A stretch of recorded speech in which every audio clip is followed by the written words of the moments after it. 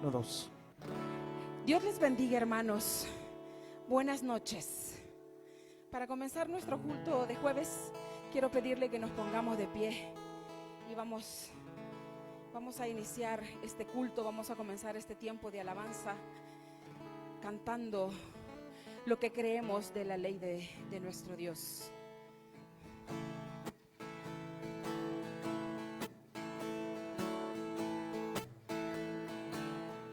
La ley de Jehová es perfecta, que convierte el alma.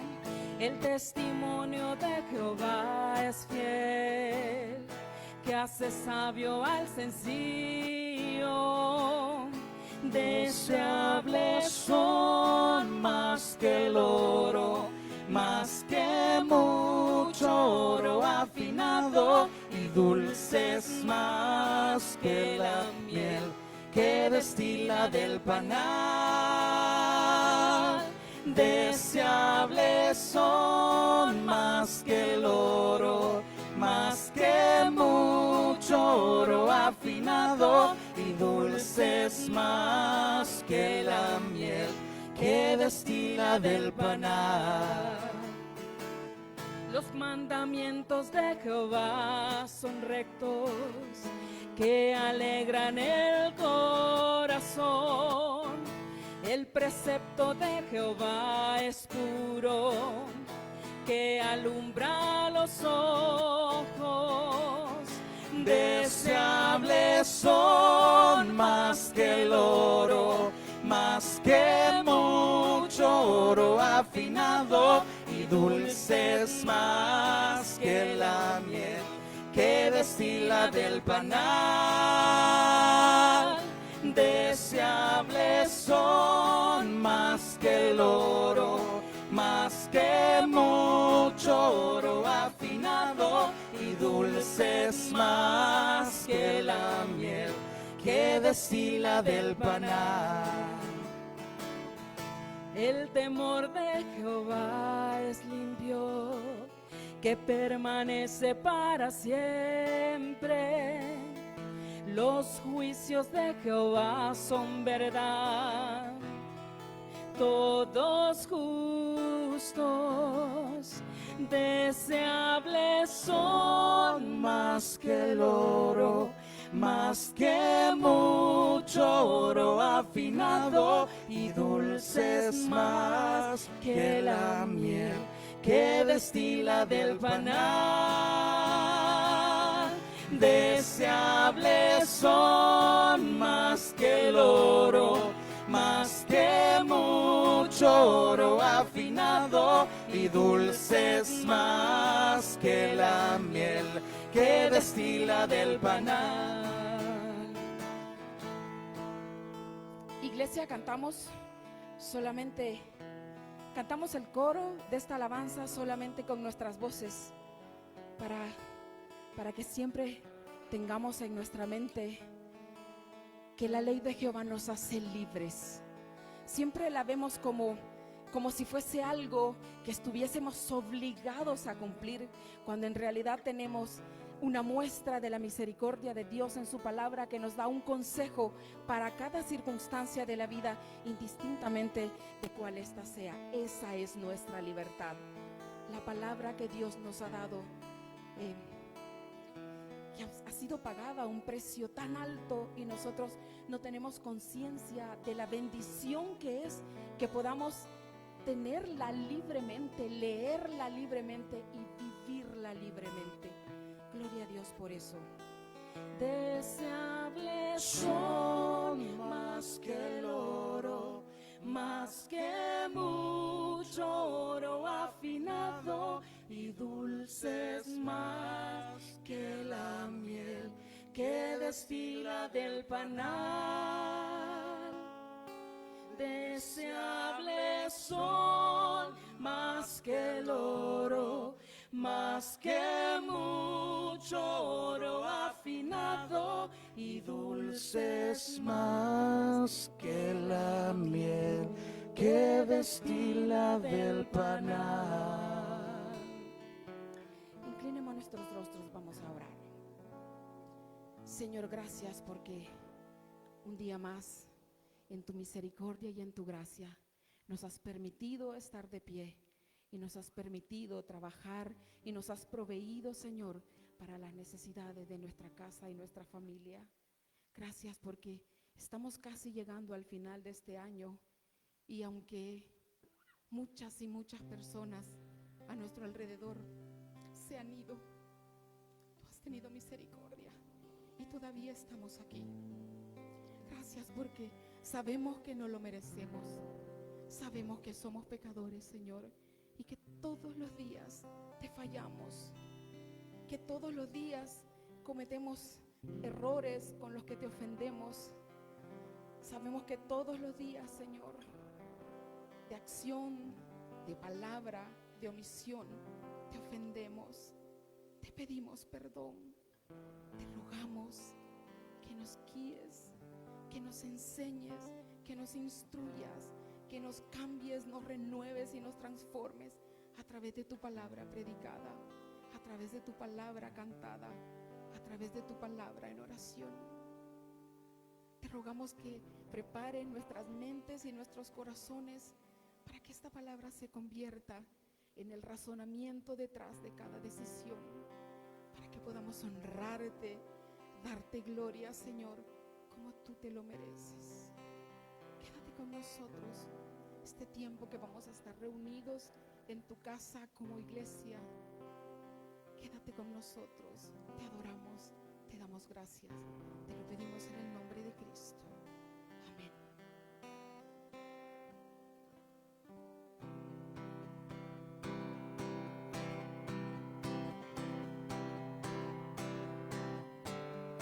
Venid fieles todos, a Belén marchemos, de gozo triunfantes y llenos de amor. Y al Rey de los cielos, humilde veremos, venid y adoremos, venid y adoremos, venid y adoremos a Cristo el Señor.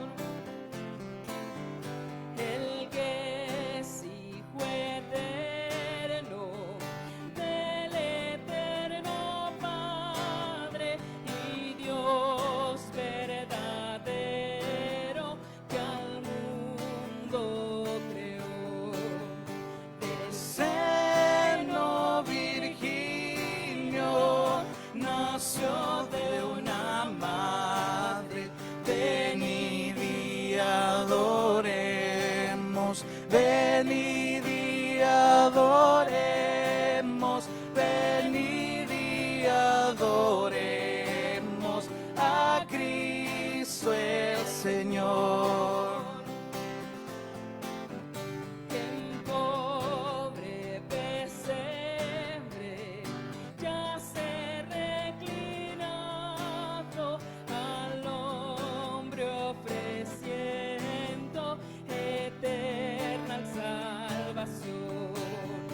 El Santo Mesías, el Verbo manado, venid y adoremos, venid y adoremos, venid y adoremos a Cristo el Señor. Cantad jubilosas, celestes criaturas, resuenen los cielos con vuestra canción. Al Dios bondadoso, gloria en las alturas, venid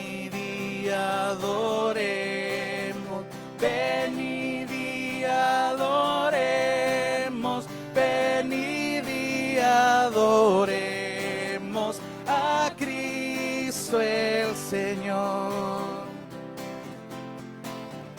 Jesús, celebramos tu bendito nombre con himnos solemnes de grato olor.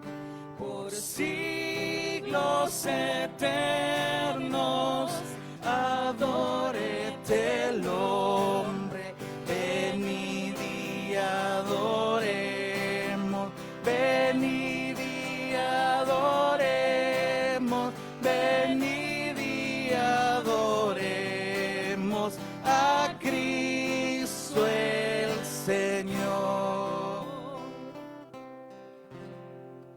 Y para terminar este tiempo de alabanza, vamos a cantar.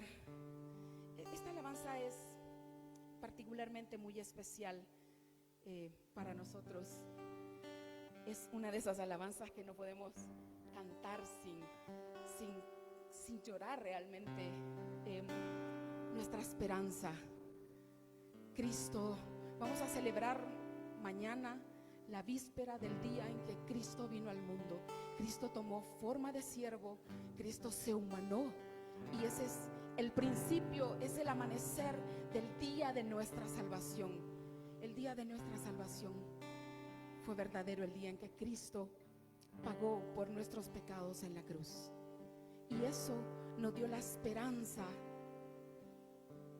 de la resurrección. Un día estos cuerpos no van a estar más. Un día vamos a tener cuerpos nuevos, glorificados, que no van a pecar más, hechos para la eternidad en adoración a Dios, en la presencia de Él. Y ese debería ser nuestro más grande anhelo, la razón para celebrar el día de mañana, el lugar a donde todas las promesas van a cumplirse, la ciudad de Dios.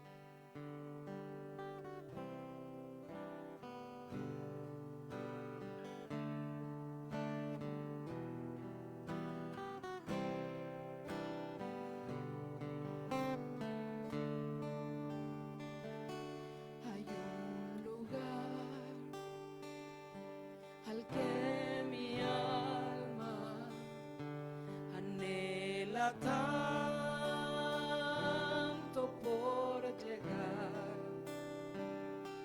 una ciudad donde hay descanso y gozo por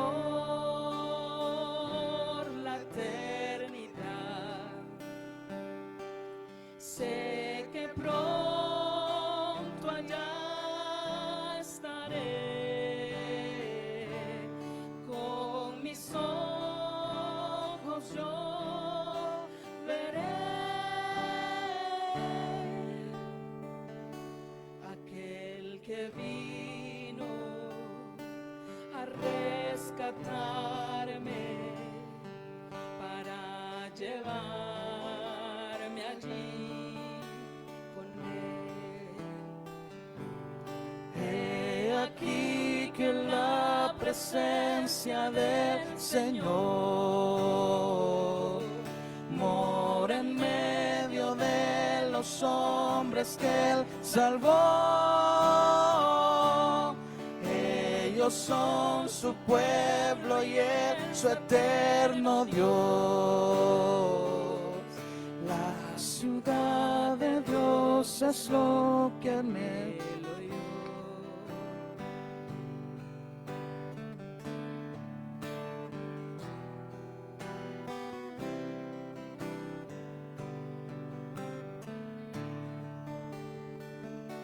Hay un lugar resplandeciente donde no hay más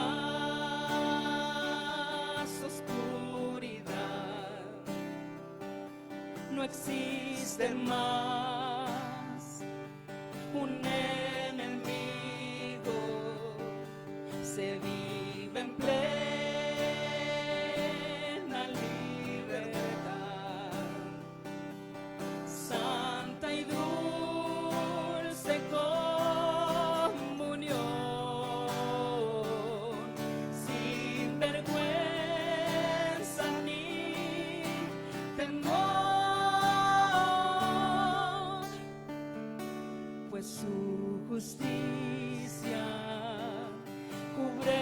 por siempre mi pecado y corrupción.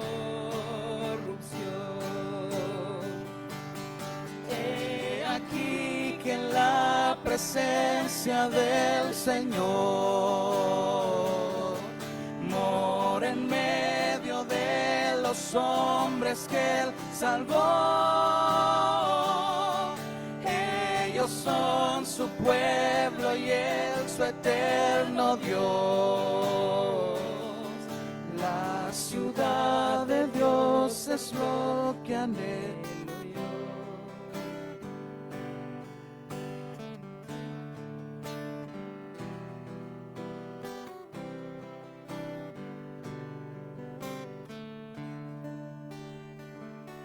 Hay un lugar donde su gloria satisface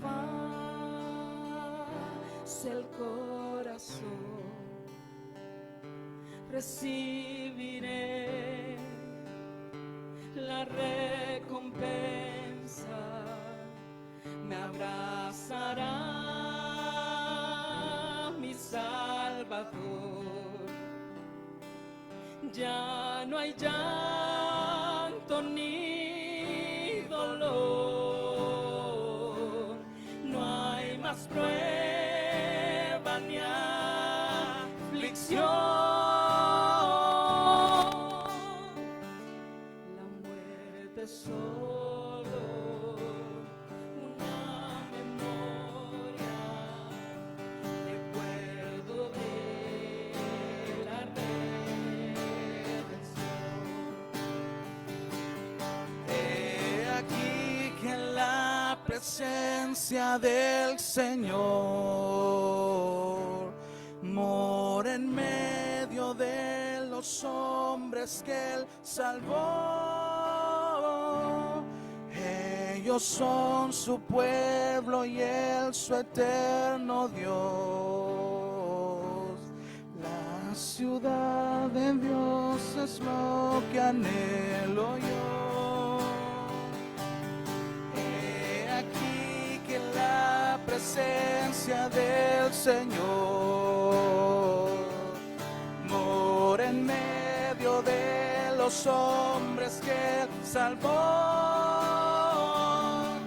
Ellos son su pueblo y Él su eterno Dios.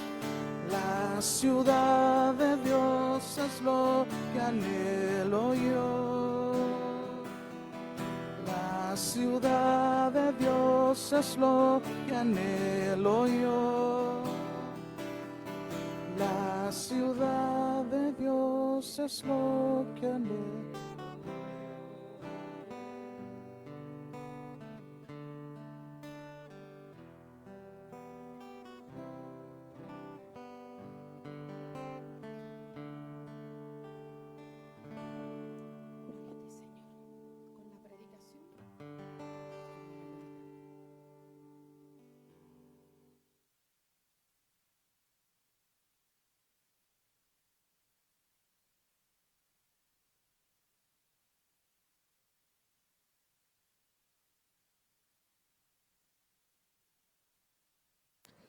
Señor, con la predicación. Dios les bendiga, hermanos.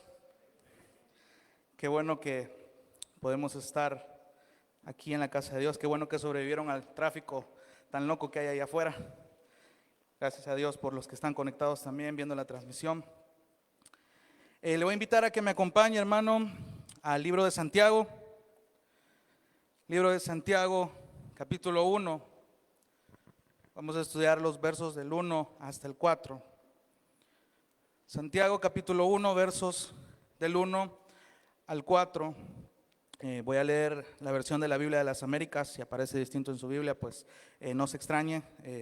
Aquí en Gracia y Verdad, pues amamos la palabra y nos gusta estudiarla.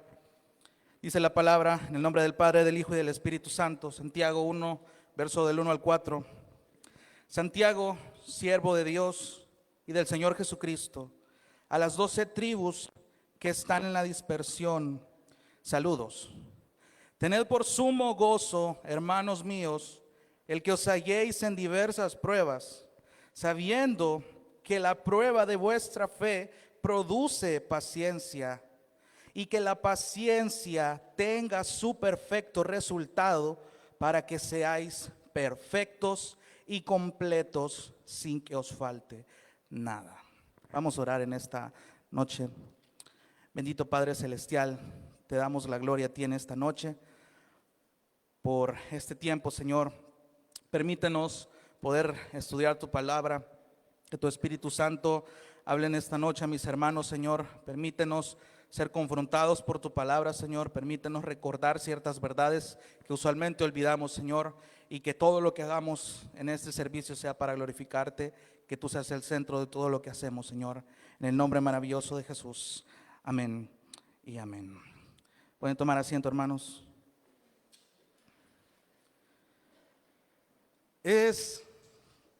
Ha sido una bendición como a lo largo de estos últimos meses nosotros hemos estado aprendiendo temas que de una forma u otra han sido un desafío enorme para cada uno de nosotros. En el caminar cristiano, como ya lo sabemos, nada es fácil.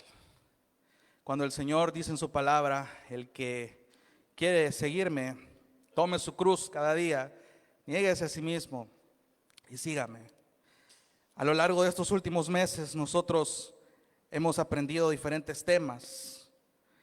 Hemos visto acerca del perdón, hemos aprendido acerca de la humildad, el amor, la venganza, el arrepentimiento. Los solteros recibieron consejo, los matrimonios también. Fuimos confrontados al aprender lo que es el costo del discipulado, y pareció ser un sermón que nos achicopaló en cierto sentido. Un sermón que pareciera que estábamos destinados a vivir una vida miserable en este evangelio, pero luego aprendimos que este caminar también se encuentra una felicidad correcta, una felicidad que no está centrada más que en Jesucristo. Aprendimos también la importancia de estar arraigados a su palabra, que es una alabanza muy hermosa que muchos cantamos en este lugar. Y sobre todo aprendimos que como miembros del cuerpo de Cristo tenemos dones que poner al servicio de nuestros hermanos y a través de ello glorificar a Dios. Entonces, mi punto es, al recordarle todo esto, que a lo largo de este año Dios ha sido fiel en exponernos a una teología tan sana, tan confrontadora, tan correcta. Y ha sido un tesoro poder escuchar esa teología. Ha sido un tesoro poder meditarla. Yo sé que cada uno de los que estamos acá, cada vez que llegamos y el pastor predica su sermón, sin duda salimos, híjole, no hombre, que eso yo no lo había visto de esa manera, que no sé qué. Y vamos confrontados y llegamos a la casa, espero yo, a meditar estas verdades. Y si usted no las medita, pues hacemos el esfuerzo de que el día martes, que usualmente muchos desprecian, se conecten a los grupos de crecimiento, que es precisamente para que todas estas verdades que son predicadas puedan ser meditadas y más allá de ello aplicadas a nuestra vida, que esa es la parte difícil. Hay algo bien pecaminoso que nos resulta difícil, y el pastor Jaime lo mencionaba en uno de sus sermones, que es que la responsabilidad de todas las personas que se paran en este púlpito a predicarle es cerciorarse de que el mensaje llegue a su mente. Pero es su responsabilidad que ese mensaje pase de su mente a su corazón, y con la ayuda del Espíritu Santo que usted lleve a la acción esas cosas que usted ya razonó y que ya atesoró en su corazón. Entonces, muchos este año fuimos probados a la luz de diversas pruebas. Muchos planes no resultaron como nosotros quisimos. Sentimos frustraciones en muchas áreas de nuestra vida. Hay insatisfacción en muchos proyectos que todavía no se nos cumple. Oramos y oramos por ciertas cosas que le pedimos al Señor. Pareciera que no resulta lo que nosotros planeamos. Y a la luz de todo eso, muchos perdimos seres queridos también. Fuimos duramente probados con escasez económica, con decepciones con otras personas. Y muchos logramos resistir esas pruebas, pero otros no pudimos resistirlas. Mi intención en esta oportunidad, hermanos, es recordarles a cada uno de ustedes cuál debe ser la actitud correcta llevada a la práctica que el Señor nos demanda de sus hijos cuando nos encontramos en dificultades. Lo publicábamos en el Facebook hoy en la mediodía, que tener gozo en medio del sufrimiento es algo vital en este caminar como discípulos. Recordemos que cada personaje de la Biblia no estuvo exento de atravesar muchas pruebas que como cualquier ser humano le hizo flaquear. Podemos mencionar a Abraham, podemos mencionar a Jacob, podemos mencionar a José, podemos mencionar a Moisés, personas que fueron personajes en la Biblia que son mencionados, pero que tuvieron sus momentos de prueba, que flaquearon. Pero si algo nos enseña también la palabra, es cómo estos hombres, a pesar de que tuvieron fallas, que fueron pecadores, que quisieron darse por vencido, que su fe flaqueó, fueron capaces al final de mantener una actitud de contentamiento en sus peores momentos. En la porción que leíamos en Santiago, podemos notar que a lo largo de este pequeño estudio que queremos realizar, Dios nos recuerda que una fe viva en Él es capaz de encontrar el gozo correcto para resistir las pruebas en la vida cristiana. Probablemente el tema de la fe sea algo que muchos ya dominemos, otros que ya escuchamos, pero siempre es necesario recordar estas verdades. Hermano, mi primer consejo en esta noche es que usted no se confíe de las verdades que ya entiende, porque no es lo mismo que usted sepa teología a que usted viva esa teología en la práctica. Es muy diferente. El tema de la fe es algo que siempre es importante tenerlo. Y Santiago se encarga de recordárnoslo de una manera muy práctica. Permítame ponerle rapidito en contexto para que tenga sentido todo el pasaje que acabamos de leer. Santiago se enfoca mucho en el tema de la fe. Santiago, si usted se ha dado la tarea de leer todo el libro completo, le recomiendo que lo lea de nuevo.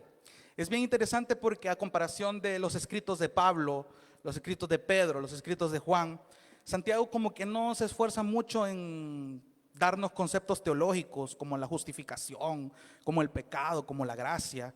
No hace tanto énfasis en esas cosas, sino que toda esta teología que él ya asume que sus lectores conocen, lo trata de forma práctica. Santiago es un libro que es de teología práctica, de cómo todas las verdades que usted entiende debe aplicarlas en su diario vivir.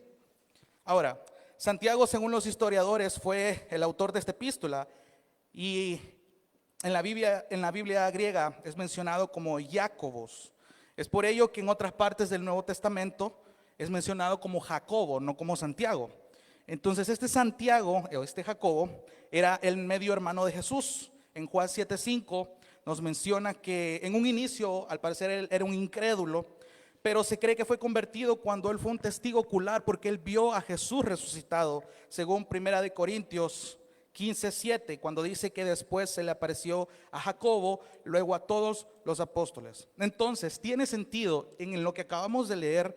Santiago a lo largo de toda su epístola tiene una autoridad con la que dice las cosas. Él no tiene pelos en la lengua para cambiar de un tema al otro, de temas prácticos. Toca temas como las pruebas, toca temas como los ricos, toca temas como la lengua, toca temas súper prácticos donde realmente él va con patada al pecho con la teología práctica.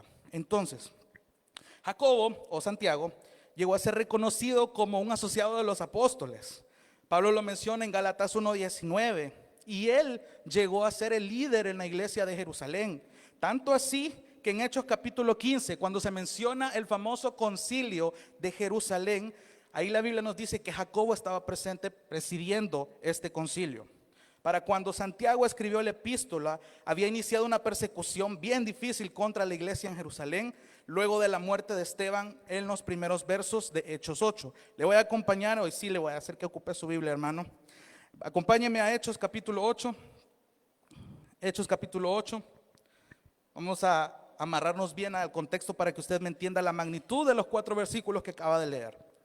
Hechos capítulo 8, bueno, para ponerlo rapidito, al corriente, en el capítulo anterior, pues al parecer Esteban había sido apedreado, acababa de pasar algo muy difícil para todos los apóstoles en ese momento. Hechos capítulo 8, vamos a leer los primeros 2 versículos. Hechos capítulo 8 dice: y Saulo, un joven Saulo en ese entonces, estaba de completo acuerdo con ellos en su muerte.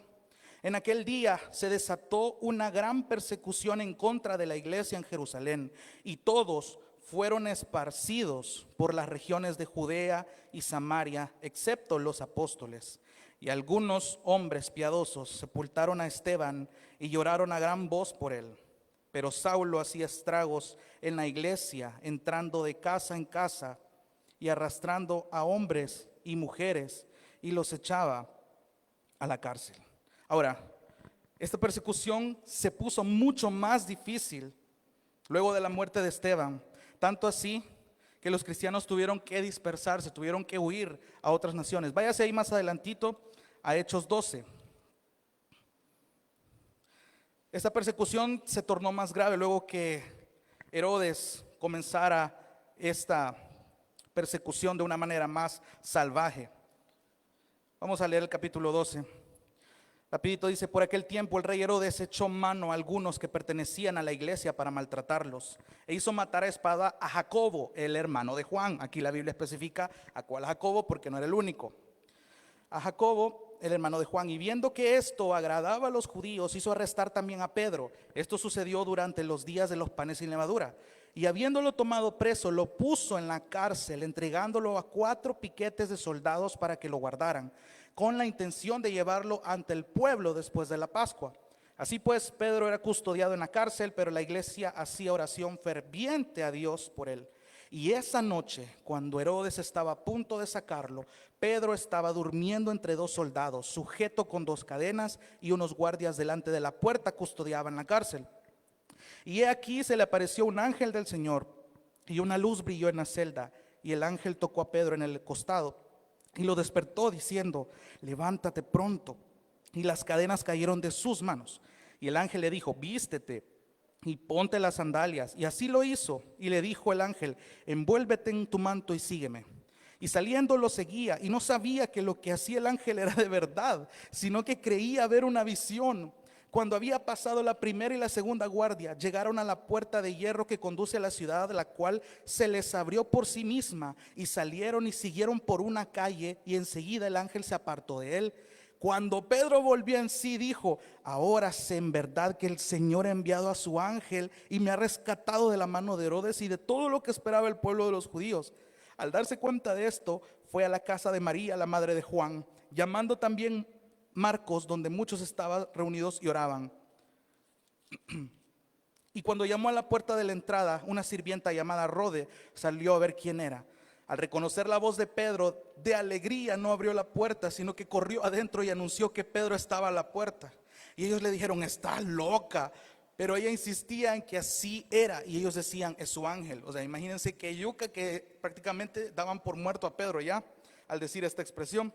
Mas Pedro continuaba llamando, y cuando ellos abrieron, lo vieron y se asombraron. Y haciéndoles señal con la mano para que guardaran silencio, les contó cómo el Señor lo había sacado de la cárcel. Y les dijo: informad de estas cosas a Jacobo y a los hermanos. Entonces salió y se fue a otro lugar. Jacobo, este último Jacobo que es mencionado, es Santiago. Ahora bien, luego de entender esto, luego de que Herodes agudizara más la persecución, que logró matar a Jacobo, el hermano de Juan, que encarceló a Pedro, teniendo en cuenta esto, la iglesia no estaba pasando por un buen momento, y Santiago lo sabía. Pero es interesante notar cómo él inicia su epístola con estos primeros 4 versículos que queremos estudiar. Hoy regrese a Santiago conmigo, entendiendo ya lo que Santiago sabía y lo que le había acontecido. Santiago, versículo 1: Santiago, siervo de Dios y del Señor Jesucristo. Vamos a dejarlo hasta ahí. Si tomamos en cuenta la presentación que Santiago hace de sí mismo, él claramente tiene buenos títulos para presentarse en esta carta, para que posiblemente la gente le tome más importancia a lo que le estaba escribiendo. Pudo haberse presentado como apóstol, pudo haberse presentado como el líder de la iglesia en Jerusalén, pudo haberse presentado como el hermano de Jesús. O sea, el tipo tenía títulos para poder jactarse. Pudo haberse presentado como todas estas cosas, pero él decide presentarse como siervo. Y es bien interesante. Santiago, siervo. Siervo. La palabra original ahí en el griego es doulos, que significa esclavo.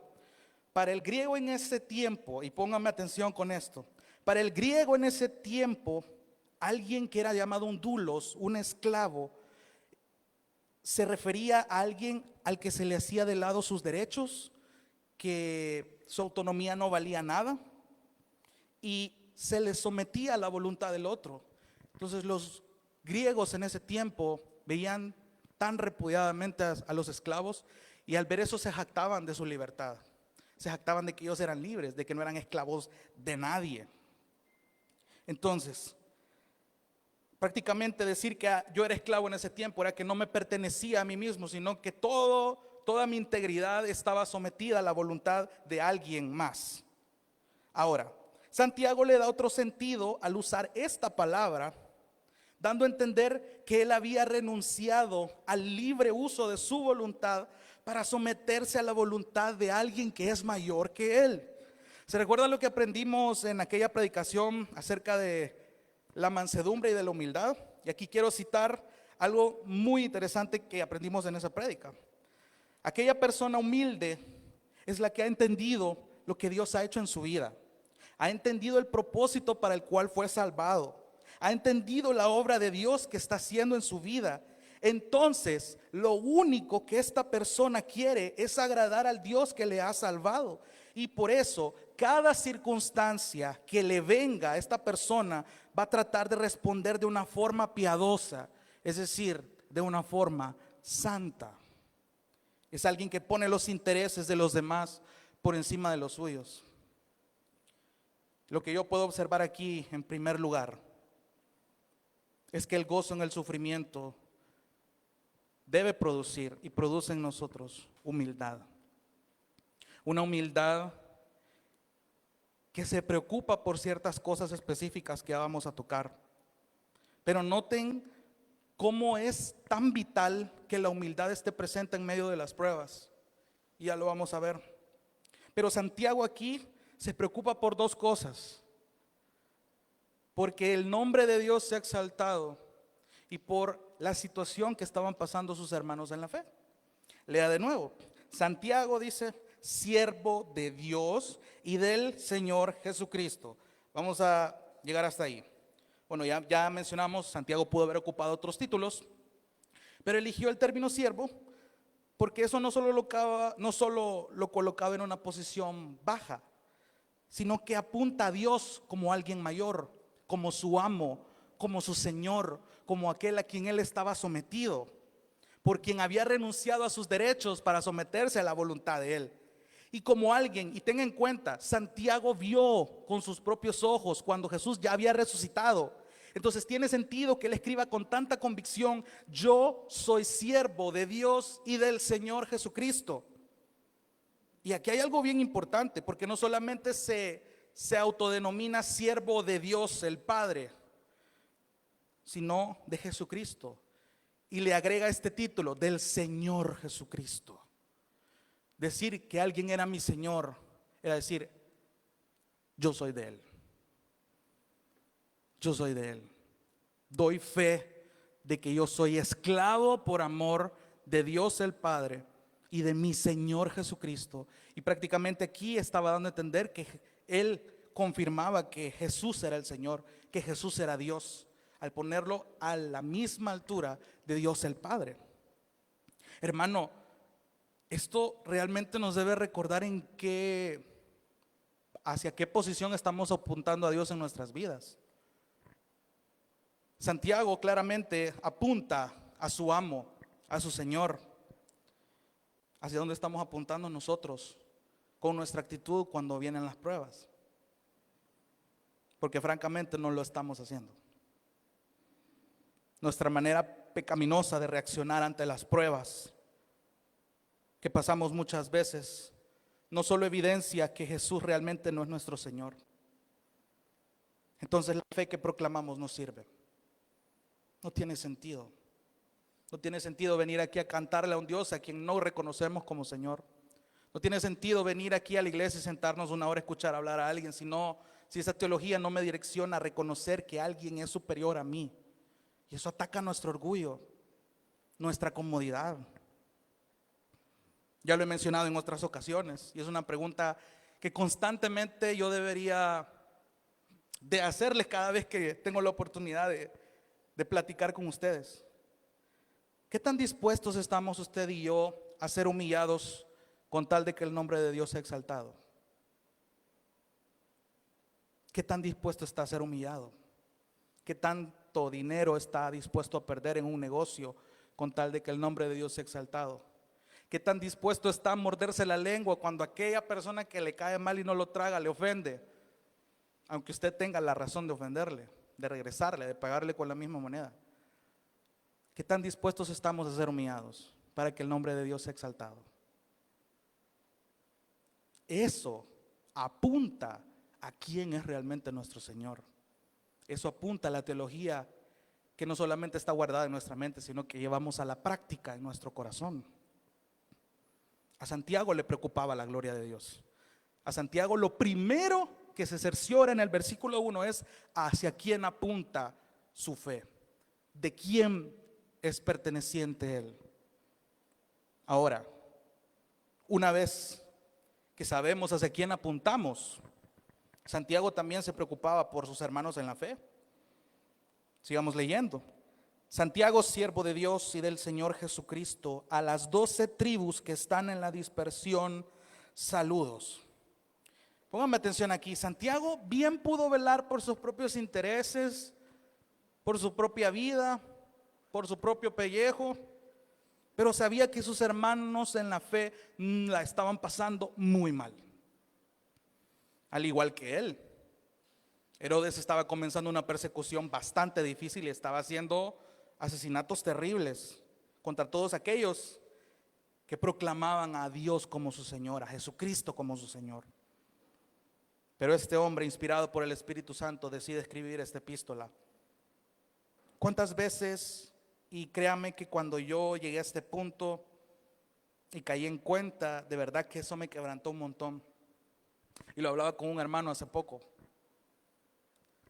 Cuando estamos en pruebas, y reflexioné, cuántas veces yo me encerraba en mi propia burbuja de sufrimiento. Decía, híjole, Señor, estoy sufriendo. Señor, tengo esta prueba. Señor, tengo esta dificultad. Señor, me está costando esto. Y Señor, Señor, Señor. Y todos los días me enfocaba en mí mismo, pero no estaba tomando en cuenta las cargas de mi prójimo, las cargas de mi hermano. Hermano, hermana, ¿cuántas veces usted se ha encerrado en su burbuja de sufrimiento, haciéndose la víctima, orando día y noche, lamentándose día y noche porque el Señor no le ha suplido su necesidad? Y pobrecito yo, y a mí no me sale. Y Señor, dame, y Señor, dame, y Señor, dame, y Señor, dame. Está bien orar, está bien con los propósitos correctos. Pero hermano, mira a tu alrededor. La persona que tenés a la par, adelante, atrás, también está pasando pruebas. También está pasando cosas probablemente peores de las que tú estás pasando. Pero decidimos encerrarnos en el yo. Yo necesito, yo quiero, yo le oro al Señor. Santiago no nos está enseñando eso. Santiago apuntaba a Cristo como su Señor y se preocupaba por las necesidades, por la situación de sus hermanos. ¿Cuántas veces fue la última vez, y se los digo con el mayor amor del mundo, cuándo fue la última vez que ustedes hablaron con alguno de los pastores para decirle, hermano, ¿qué tal está? ¿Cómo está? ¿Cómo le está pasando? ¿Cómo se siente? ¿Cómo está su vida espiritual? Estamos acostumbrados a esperar de los líderes, de los pastores, de los predicadores ciertas cosas, pero ellos también son ovejas, ellos también son pecadores. ¿Cuándo fue la última vez que le dijo, hermano, estoy orando por usted? ¿Cuántas veces se ha tomado el tiempo de escribirle un simple mensaje de WhatsApp? Decirle, hermano, estoy orando por vos. Todos aquí también tenemos situaciones. Todos aquí tenemos pruebas. Todos aquí estamos pasando por momentos difíciles que ya pasamos, estamos pasando o vamos a pasar. Pero mire a su alrededor, usted no es el único, usted no es la única que está pasando por pruebas. Aquí hay todo un cuerpo, toda una congregación de miembros, de hermanos, que estamos batallando con nuestros pecados, que no la estamos pasando bien, que nos estamos comiendo las uñas. Pero ya se preguntan de saber cómo están. Preocupémonos por nuestros hermanos, llevémoslos en oraciones. Lo que podamos ayudarles, ayudémosles. Mientras más nos neguemos a nosotros mismos, más crece Cristo en nosotros. Esa es la idea. Ahora, cuando Santiago habla aquí de las 12 tribus, se está refiriendo obviamente al pueblo de Israel en su totalidad. Esta expresión prácticamente enfatizaba una unidad nacional, al tomar en cuenta a los judíos que se encontraban dispersos en tierras extranjeras. Y es curioso porque si usted revisa los primeros versículos de la carta de Pedro, se va a encontrar también que le escribe a estos mismos hermanos que están en la dispersión por la misma persecución que estaban sufriendo. Entonces, lo que dice después, a las 12 tribus que están en la dispersión, saludos. Híjole, Santiago pareciera que da un saludo bien simplón, bien carente de empatía, bien poco amoroso. Santiago, siervo del Señor Jesucristo, o sea, se da una presentación super nice. Y del Señor Jesucristo, a las 12 tribus que están en la dispersión, saludos. O sea, pareciera robótico, pero este es una cuestión de la traducción, que en el castellano no puede expresar lo que en el idioma original dice. En el idioma original tiene un significado esta palabra más profundo que solamente saludos. En el original, Santiago quiere decir alégrense. Hey, espero que estén bien. Hey, qué dichoso saber de ustedes. La palabra en el original para saludos tenía ese sentido, esa profundidad. Les escribo a ustedes, hermanos, que se encuentran dispersos en medio de esta tribulación, alégrense. Hey, qué bueno saber de ustedes. Me complazco, me regocijo en saber que están bien. Espero que lo estén. Curiosamente, esta misma expresión se encuentra en Hechos 15:23, cuando dice: y enviaron esta carta con ellos, justamente luego del concilio donde Santiago estuvo presente. Dice Hechos 15:23, y enviaron esta carta con ellos, los apóstoles y los hermanos que son ancianos, a los hermanos en Antioquía, Siria y Cilicia, que son de los gentiles, saludos. Es la misma expresión en el idioma original. Hey, alégrense. Hey, espero que estén bien. Más allá de saludos, o sea, realmente se siente el interés de Santiago por saber que estos hermanos en la dispersión estén bien. Dese cuenta cómo cambia el sentido entonces en que el autor se dirige a sus lectores, conociendo la situación que estaban pasando. Y dicho eso, comienza su discurso. Y aquí puedo ver la segunda cosa que provoca el gozo en el sufrimiento. Ya dijimos que el gozo en el sufrimiento produce humildad. En segundo lugar, el gozo en el sufrimiento evidencia nuestra fe. Versículo 2. Tened por sumo gozo, hermanos míos, el que os halléis en diversas pruebas.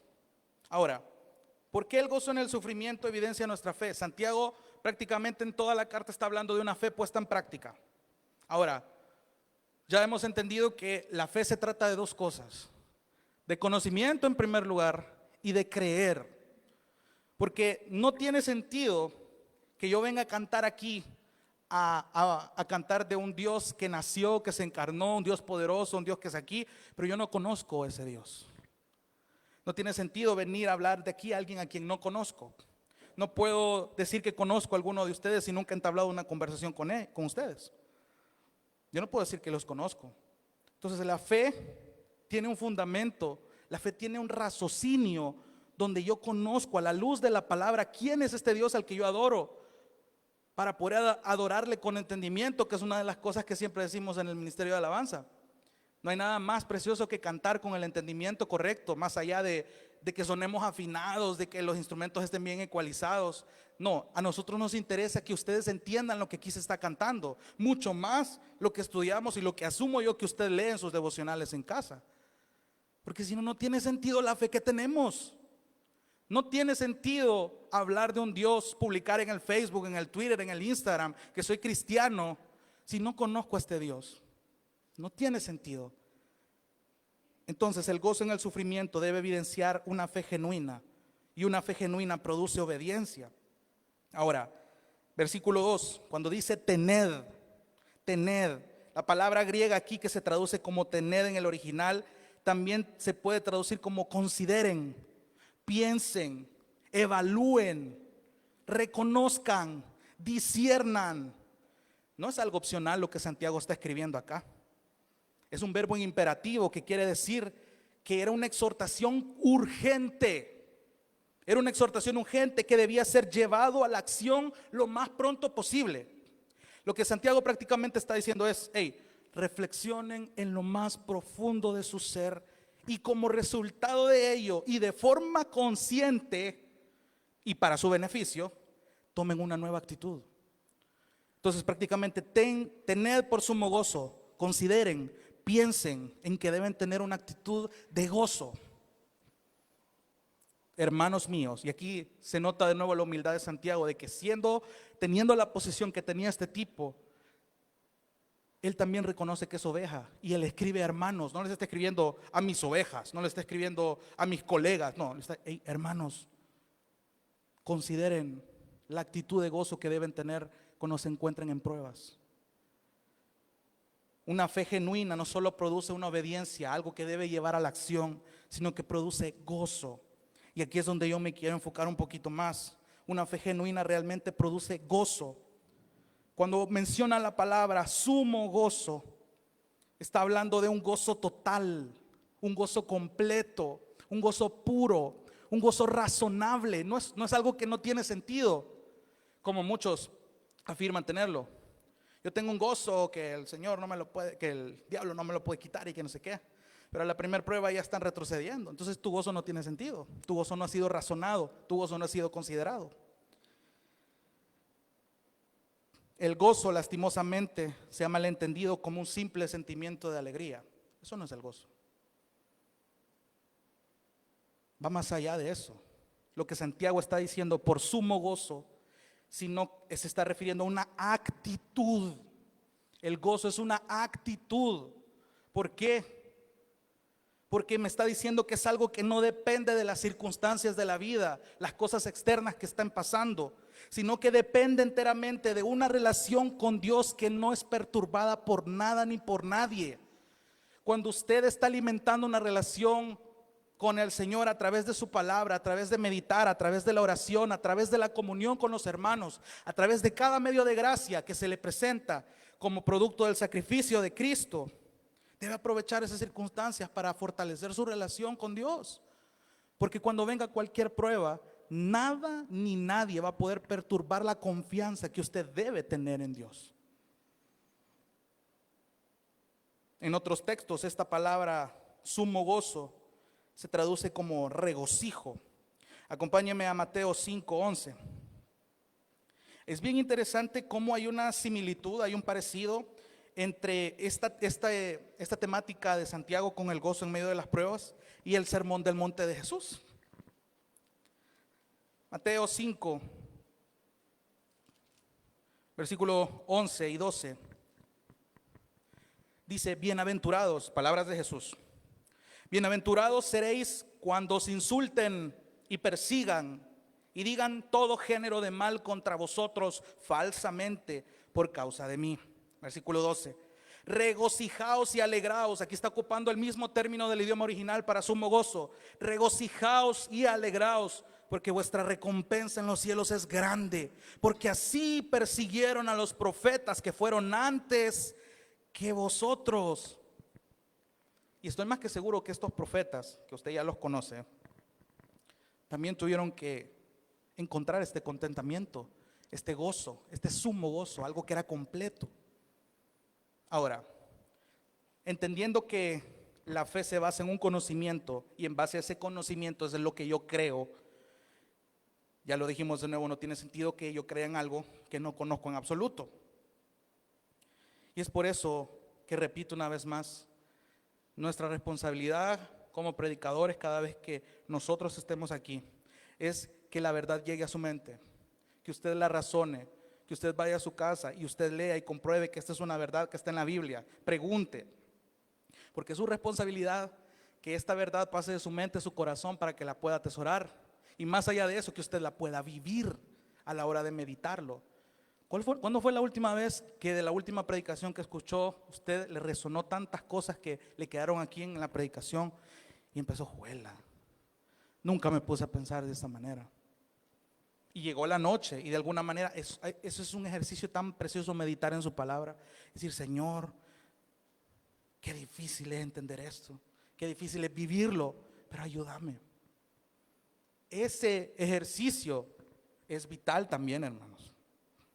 Más adelante Santiago también toca un tema que no vamos a poder hablarlo hoy como quisiera tan fácilmente.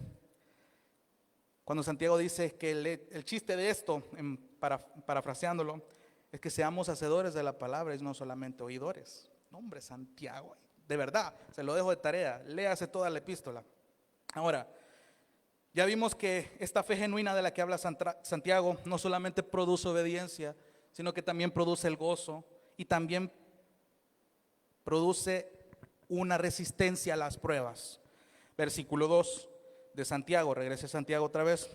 Santiago capítulo 1 verso 2. Tened por sumo gozo, hermanos míos, el que os halléis en diversas pruebas.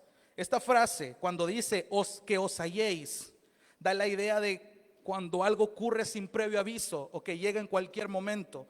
Pero ¿qué es lo que puede ocurrir en cualquier momento o sin previo aviso? Las diversas pruebas. Ahora, cuando Santiago está hablando de las diversas pruebas, se está refiriendo a todo aquello que está interrumpiendo nuestra paz, nuestra comodidad, nuestra felicidad, nuestro gozo. ¿Cómo es posible que las pruebas afecten nuestro gozo si ya vimos que el gozo no puede ser, el gozo correcto es una actitud que no puede ser perturbada? Bueno, muchas veces nuestro gozo está mal enfocado. Pregúntese, ¿por qué le resulta tan fácil perder la paciencia cuando las cosas no salen como usted quiere? Porque su gozo está probablemente en que usted tenga el control de las cosas. ¿Por qué le resulta tan incómodo poder entablar una conversación con una persona que a usted no le agrada?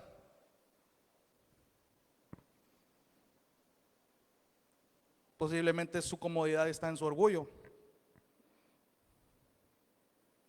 ¿Se da cuenta cómo somos de pecadores? Cuando nuestro gozo está cimentado en aquello que no es Dios, que no es Cristo, es bien fácil que perdamos el gozo cuando las pruebas vengan.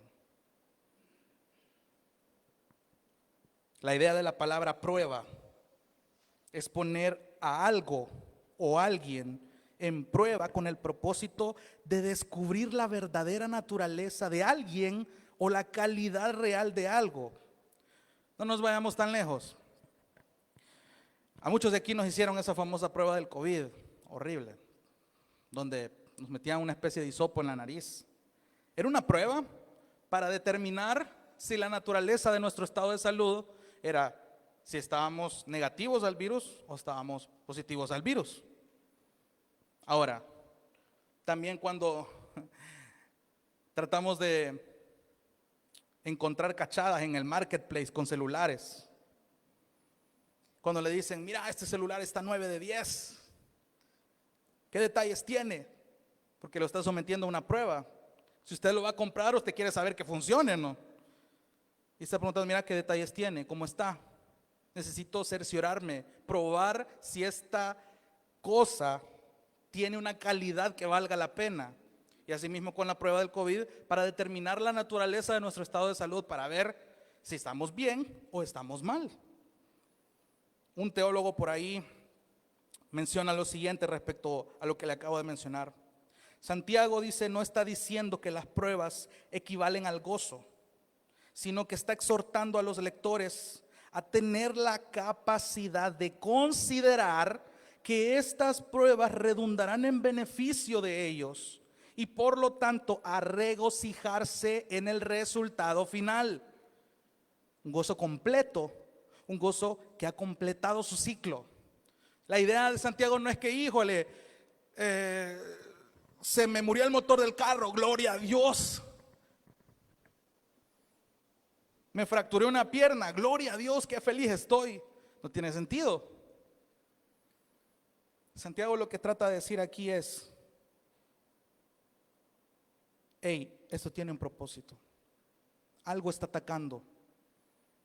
Cada vez que usted se encuentra en pruebas, que yo sé que lo está o lo va a estar muy pronto, pregúntese,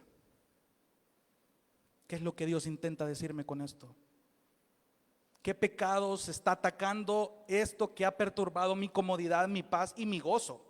Porque ya me di cuenta de que a través de esta prueba me ha quitado un gozo que yo sé que no está en Cristo.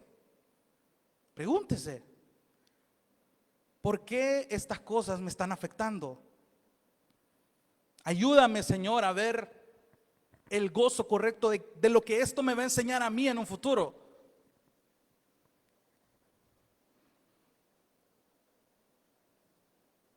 El gozo, de verdad, que en el sufrimiento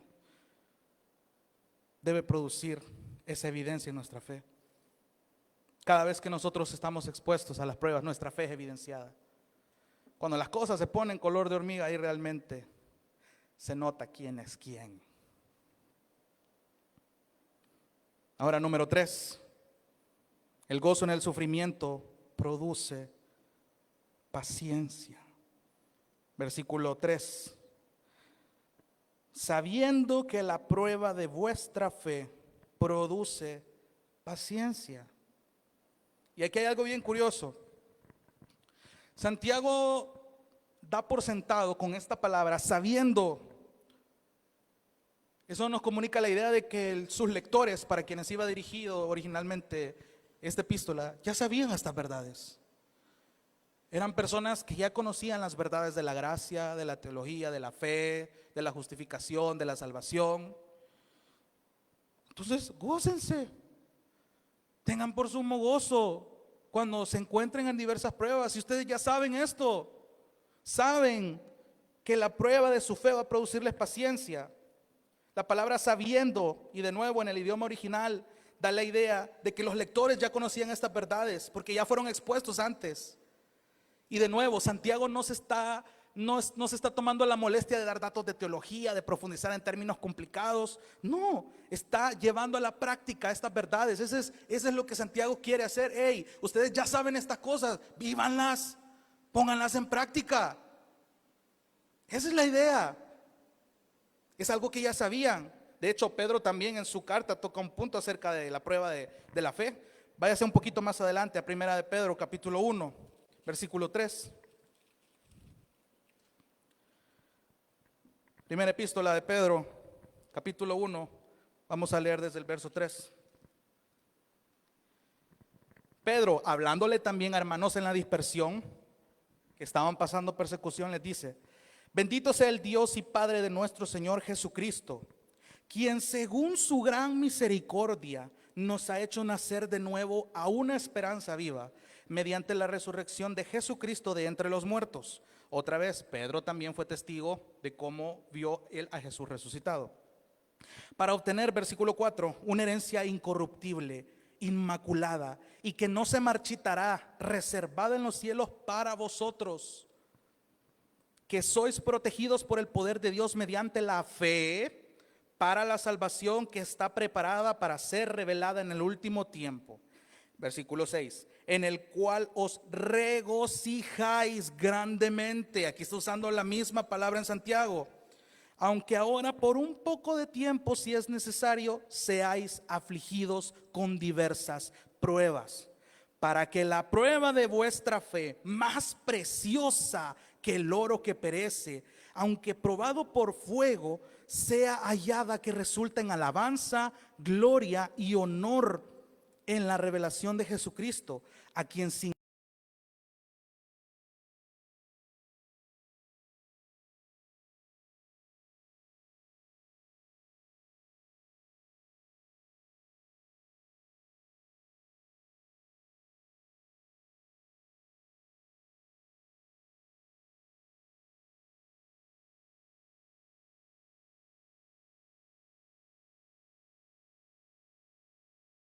Santiago. Hermano, estas son verdades que ya conocemos. Entonces pongámoslas en práctica. Vivámoslas. Las dificultades que llegan a nuestras vidas, desde la más pequeña que usted puede padecer hasta la más difícil que usted puede llegar a pasar, son la oportunidad perfecta para poner en práctica este gozo inefable, un gozo tan perfecto, un gozo tan maravilloso que no puede ser descrito con palabras humanas, si es posible. Es un gozo inexplicable. Si usted no ha experimentado este gozo, yo le invito, hermano, a que de verdad reflexione y busque la oportunidad. A la primera prueba que usted vea que venga, ponga en práctica este gozo, esta actitud. Porque cuando usted entiende que esto se trata de actitud, mi mente entiende que este gozo viene de la seguridad que está en las promesas en su palabra. Cuando yo razono estas cosas, tiene sentido que mi corazón las sienta. Y entonces el gozo es completo, porque no solo está razonado en mi mente, sino que está atesorado en mi corazón y puedo ponerla en práctica. Y en mi peor momento yo puedo decir: gloria a Dios, Dios es bueno. Aunque esto me duela, aunque esto me quiebre, aunque esto me frustre, le doy gloria a Dios porque Él sigue siendo bueno, aunque yo no lo entienda. Pero yo confío en que este gozo que estoy sintiendo es porque Cristo es en quien yo confío. Porque en Él está mi vida apuntada.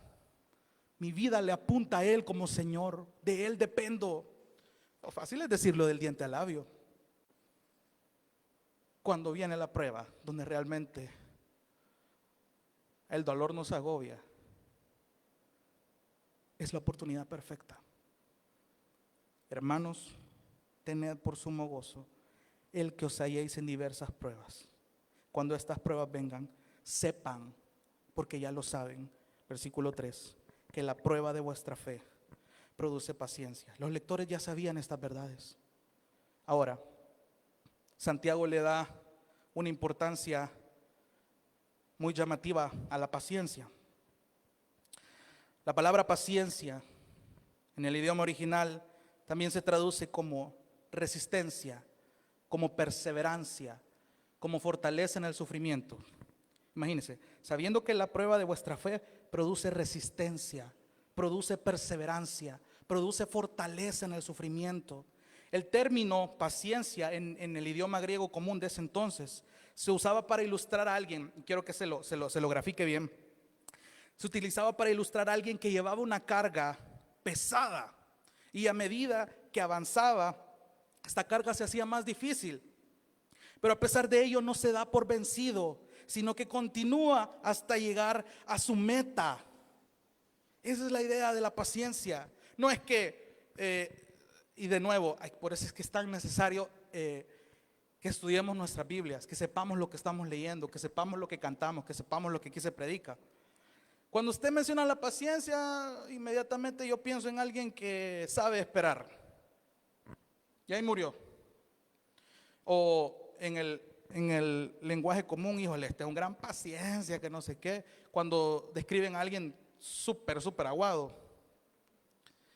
Pero la paciencia no es eso. La paciencia, a la luz de Santiago, no está hablando de eso. Está hablando de resistencia, de perseverancia, de constancia, de fortaleza en los momentos difíciles. Acompáñenme a Romanos 5, versículo 1. Pablo también toca este tema de la paciencia de una manera preciosa. Romanos capítulo 5, versículos del 1 en adelante. Vamos a leerlo hasta el 4. Aquí está hablando Pablo de los resultados de la justificación. Y empieza diciendo: por tanto, viene hablando de un argumento de los capítulos anteriores. Habiendo sido justificados por la fe, tenemos paz para con Dios, por medio de nuestro Señor Jesucristo, por medio de quien también hemos obtenido entrada por la fe a esta gracia en la cual estamos firmes y nos gloriamos en la esperanza de la gloria de Dios. Y no solo esto, dice Pablo, versículo 3, sino que también nos gloriamos en las tribulaciones, sabiendo que la tribulación produce paciencia. Y la paciencia, carácter probado. Uy, hermano. Y el carácter probado, esperanza. Uy, ¿a cuánto nos hace falta madurar en el carácter?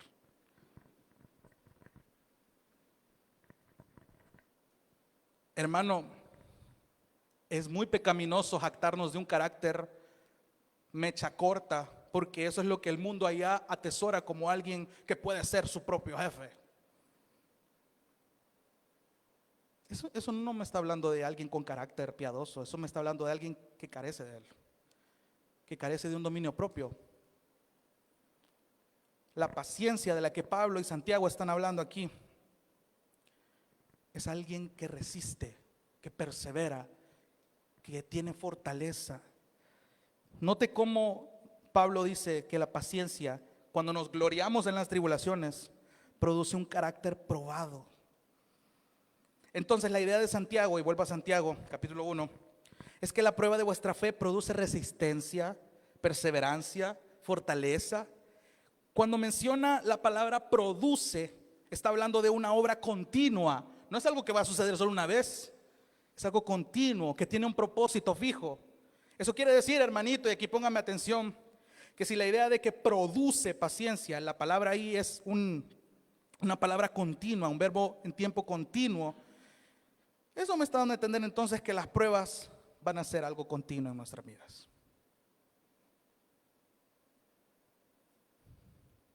Sí, puede ser que las pruebas sean temporales, pero nadie está exento de una vida sin pruebas, sin dificultades. Si usted está en este mismo caminar, donde somos peregrinos en este mundo, que entendemos que como lo cantamos, anhelamos la ciudad de nuestro Dios, anhelamos verle, anhelamos adorarle, tenga presente entonces que en esta vida van a haber pruebas. Bueno, entonces si hay pruebas que van a ser algo continuo en nuestro caminar, entonces gocémonos continuamente. No tiene sentido de que le llueva sobre mojado y usted, en lugar de encontrar el gozo correcto, usted se me achique y al final termine retrocediendo. Entonces, ¿dónde está su gozo? ¿Dónde está su gozo? Y recuerden que hay y habrá circunstancias, situaciones en las que Dios nos mete para sacar lo mejor de nosotros o lo peor de nosotros. Y eso es bueno. Cuando somos probados, algo bueno tiene que salir o definitivamente algo malo tiene que salir. Pero una de las dos cosas es que Dios en su gracia permite que nosotros nos demos cuenta. David en uno de sus salmos le rogaba al Señor: Señor, ayúdame a darme cuenta de los pecados de los que ni yo sé que tengo. Dicho parafraseado, obviamente. ¿Qué dice Romanos 8:28? Y sabemos que los que aman a Dios, todas las cosas ayudan para bien, dice la Reina Valera. Y la Biblia de las Américas lo dice: todas las cosas cooperan para bien. Pero esto pasa con los que son llamados conforme a su propósito. ¿Cuál es el propósito de los creyentes entonces? Si todas las cosas ayudan para bien, cooperan para bien en mi vida, y eso incluye las pruebas, para los que conforme a su propósito hemos sido llamados. ¿Y para qué propósito Dios me ha llamado? Para ser más como Cristo. Ese es el propósito. No le encuentre una frase astral a esta cuestión. Si la misma Biblia me está diciendo que la meta de todo creyente es ser más como Cristo. Conforme más yo muero, conforme más mi carácter pecaminoso va menguando con cada prueba que el Señor me permite atravesar, más estoy siendo como Cristo. Cuando renuncio a mi orgullo, cuando el Señor me quebranta, y en medio de ese quebranto, en medio de ese dolor, yo puedo darme cuenta de cuán grande es el Dios que ha tenido misericordia de que no me mató. Hay una frase de un pastor que me agradó mucho, que dice: dale gracias a Dios por la misericordia que hoy te permite vivir, porque su ira te tuvo que haber matado anoche.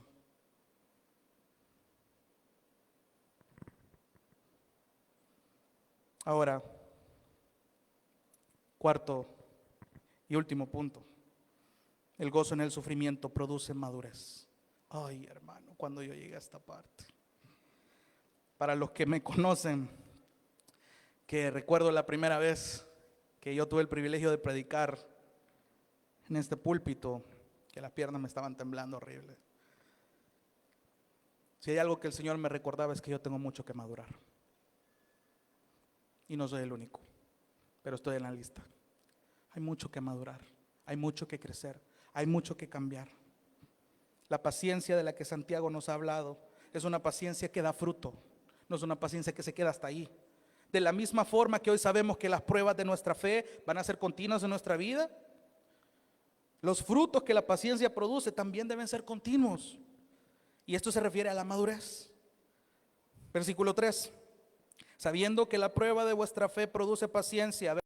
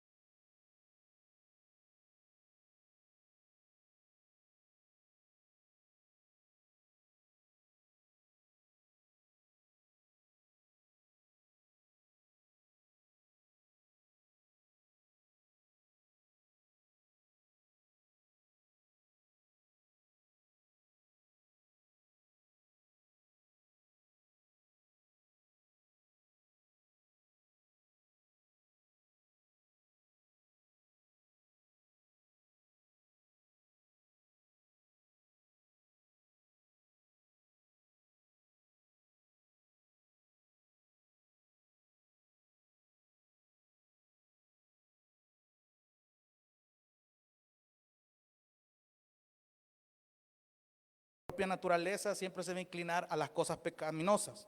Por tanto, eso nos vuelve imperfectos de entrada. Entonces, mientras estemos aquí, pero se está refiriendo a que aún estando aquí en este mundo caído, el Espíritu Santo nos hace capaces de repudiar y que nos cargue aquellas veces que pecamos, cuando presentamos nuestras actitudes que no agradan al Padre ni que nos hagan más como Cristo. Tenemos madurez cuando el pecado nos pesa, cuando el pecado nos asquea. Si usted no ha llegado a este punto, le invito, hermano, a que podamos nacer de nuevo. Habla de una madurez espiritual profunda que nos hace capaces, no por nuestros méritos, sino por el Espíritu Santo habitando en nosotros, de tener una comunión cada vez más profunda y anhelada con Dios, y por tanto una confianza que nada ni nadie puede perturbar y que llega a afectar nuestra vida cotidiana. Muchas veces venimos a cantar aquí, manténme firme y arraigado. ¿De verdad está entendiendo lo que está cantando ahí? En ti, Jesús, en tu amor, arraigado realmente, aunque le venga lo que le venga, le duela lo que le duela, le frustre lo que le frustre, puede seguir cantando esto. Manténme firme y arraigado. ¿En quién? En ti. No en su confianza, no en sus habilidades, no en sus posesiones, en Cristo, en su amor, en su promesa, en sus palabras. Eso es negarnos a nosotros mismos y ser más como Cristo. Cuando nos arraigamos tan fuerte que nada ni nadie nos puede separar del amor de Dios, como dice Pablo. Entonces Santiago viene amarrando la misma idea con las pruebas. Sin que os falte nada, termina diciendo. Aquí no se está refiriendo a cosas materiales como muchos falsos predicadores andan diciendo ahí. Hermano, soporte las pruebas y ya va a ver que nada le va a faltar. Ese carrito que usted le está pidiendo al Señor, ese terreno. Aquí no está hablando de cosas materiales. No tiene sentido. Ahora, si hemos entendido todo lo que hemos venido hablando de la madurez, eso significa que en este punto la fe ha producido paciencia y esa paciencia ha producido madurez. Cuando dice la palabra, hemos sido aprobados estando en perfectas condiciones, nada nos falta. Fuera de Cristo, ¿qué quiero yo aquí? Nada que usted tenga que sea temporal en este mundo va a llenar el vacío que solo Dios puede llenar. Y mire, curiosamente nos aferramos tanto a cosas temporales y por eso es que no le sentimos chiste a las pruebas. Nada debe hacernos caer nuestra fe si confiamos en aquel que nos hace perseverar hasta el día en que muramos o hasta que Él regrese. Entonces, mi hermano, por cuestiones del tiempo, qué rápido, Dios mío, quiero recordarle lo que por gracia el Señor nos ha permitido entender en esta noche. El gozo en el sufrimiento. Este texto de Santiago solo nos ha recordado que una fe que razona, una fe viva, una fe que no solo es entendida, sino atesorada, sino que es practicada, es capaz de encontrar el gozo correcto en las pruebas. Y a la luz de este texto de Santiago, vimos estas 4 cosas que pasan en nuestra vida como creyentes. Número 1, que el gozo en el sufrimiento produce humildad. Número 2, que el gozo en el sufrimiento evidencia nuestra fe. Número 3, que el gozo en el sufrimiento produce paciencia. Y número 4, que el gozo en el sufrimiento produce madurez. Hermano, la reacción natural nuestra a las pruebas no es alegrarse. A nadie le va a gustar que le vayan mal en la vida. Pero le recuerdo, el gozo del que habla Santiago aquí no se está refiriendo a un sentimiento como tal, sino a una actitud. Una actitud que tiene sentido, que está atesorado y que se vive. Y quiero citar lo que dijo el pastor Jaime en un sermón hace poco. La providencia de Dios, hermano, va a orquestar que otros pequen contra usted, que las cosas no salgan como esperan. La providencia de Dios es así de buena, porque son orquestadas con un propósito divino. Por eso hay que creerlo, porque si usted no lo cree, que Dios va a orquestar personas que le decepcionen, cosas que no le salgan bien, muertes que usted no se espera, Dios las ha orquestado y es bueno por eso. Si usted no está creyendo en eso, su fe no sirve. ¿Cuál es la actitud de gozo entonces que hay que tomar? No me diga, hermano, que usted no puede tener este gozo. No me diga que no puede. ¿Sabe por qué? Porque decir que usted no puede ser capaz de tener gozo en estas pruebas es como que si usted me estuviera diciendo que el mismo Espíritu Santo que fue capaz de levantar a Cristo de la muerte no es poderoso para que usted pueda tener gozo en el sufrimiento.